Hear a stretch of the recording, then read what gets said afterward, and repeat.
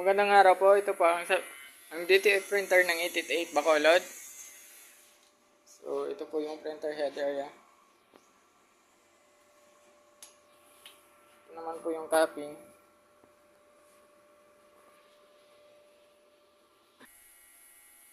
Need clean.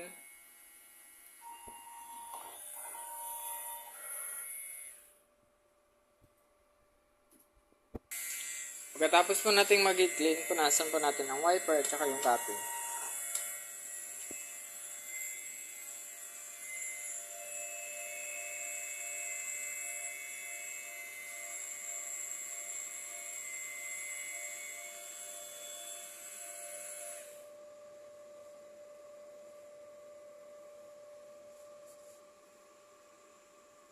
Yung nozzle jack.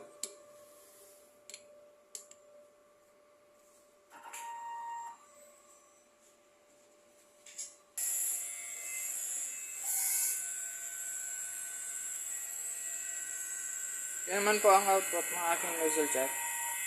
Ito naman po ang aking ink tank area. Tama lang po ang ink level nila. Ito naman po yung waste tank na dispose po ito nung Friday. Ito naman po yung AVR. Yan naman po yung ground wire. Ito naman po yung unused consumables ko sa DTF. Yung sa white then powder. Ito naman po yung used cleaning solution. Ito naman po yung printer daily checklist. Daily production lab. Consumables monitoring. Yun lang po. Maraming salamat.